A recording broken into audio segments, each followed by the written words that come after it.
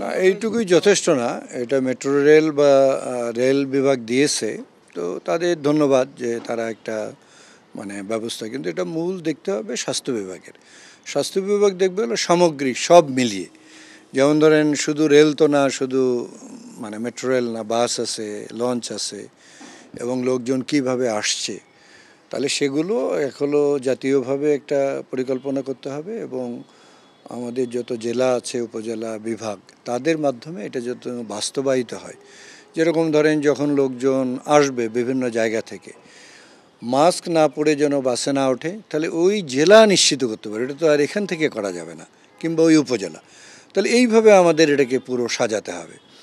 এবং আমাদের ধরেন যে জায়গাগুলোতে জনসমাগম বেশি হয়, তো সেগুলো যাতে কম হয় সেরকম দেখতে হবে। এটা শুধু যে একটা মেসেজ দেওয়াই যথেষ্ট না, এটা সবচেয়ে মনিটরিংটা না হলে, সুপারভিশন না হলে, এগুলো শুধু মেসেজ দিয়ে কাজ হয় না। কাজে ওই ব্যবস্থাটাও করতে হবে। স্বাস্থ্য বিভাগের যারা মাঠ পর্যায়ের কর্মী আছে তারা এগুলো একটু দেখবে।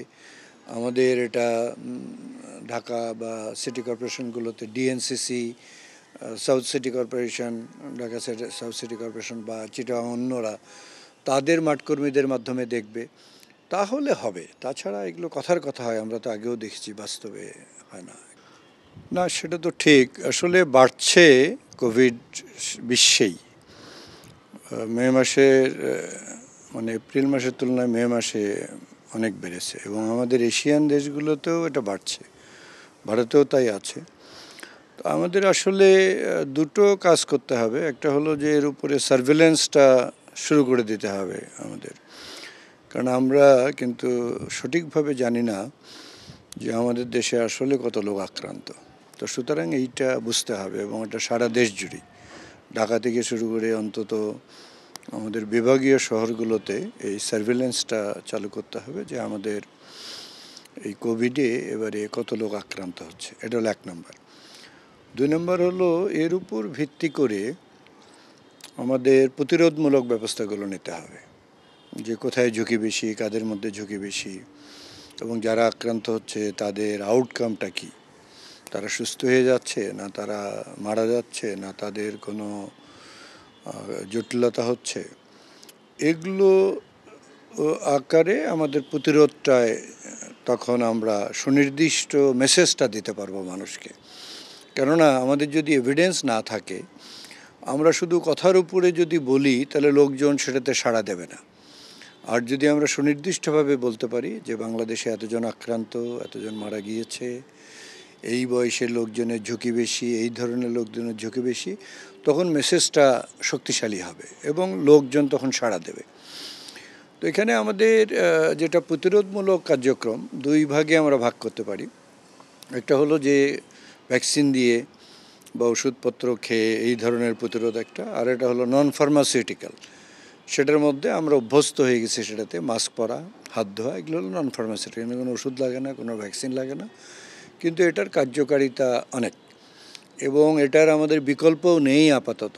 কেননা আমাদের দেশে এই মানে যে ভেরিয়েন্টটা, এই ভেরিয়েন্টের অ্যাগেনস্টে যে ভ্যাকসিন, সেইটার কাভারেজ শূন্য প্রায়, মানে ধরতে গেলে 2-4 জন ছাড়া নেয়নি।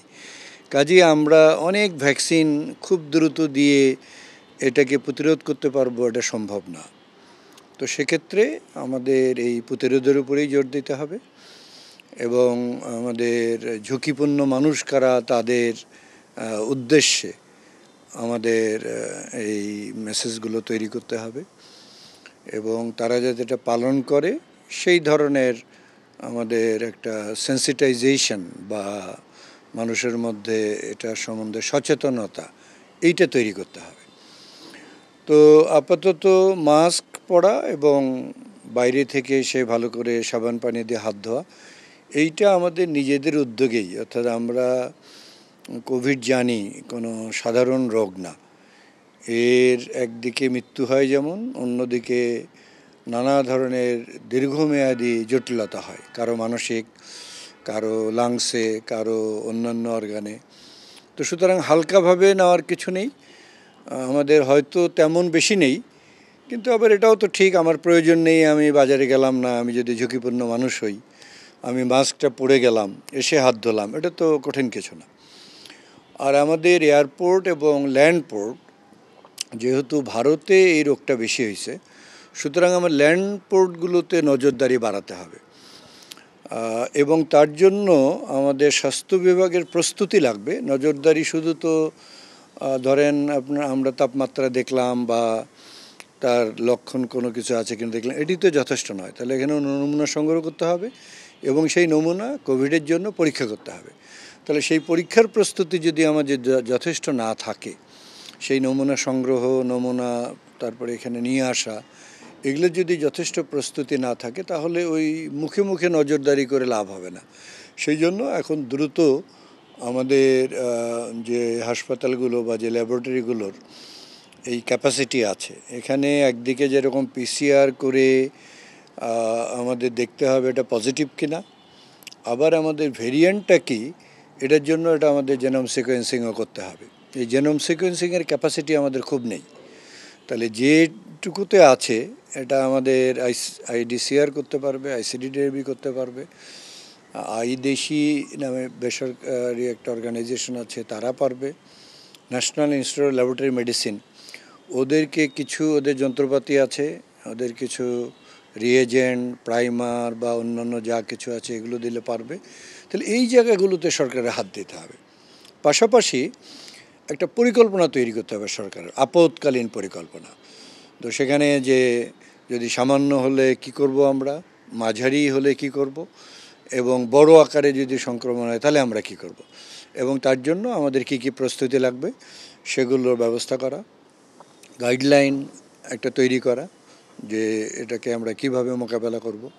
কারণ এটা শুধু চিকিৎসা না, এটাকে যে আইসোলেশনে রাখা, আলাদা করে রাখা, যাতে করে তার থেকে আরেকজনের সংক্রমণ না হয়, এগুলো ওই গাইডলাইনের মধ্যে থাকতে হবে। এবং এই গাইডলাইনগুলো প্রথমে আমাদের চিকিৎসক নার্সদের প্রশিক্ষণ দিতে হবে এবং তারপরে প্রয়োজনে এই সম্বন্ধে কিছু মেসেজ আমাদের মিডিয়ার মাধ্যমে জনগণকেও জানাতে হবে। কেননা বাড়িতেও এরকম কারো রোগী থাকতে পারে, যাতে বাড়িতেও তারা ব্যবস্থা নিতে পারে। এবং পাশাপাশি আমাদের যেহেতু এখানে আইসিইউ সাপোর্ট লাগে অনেক সময়, তো আইসিইউগুলোর অবস্থা কী, যেখানে আইসিইউগুলো কার্যকরী নেই সেগুলো ঠিক করা,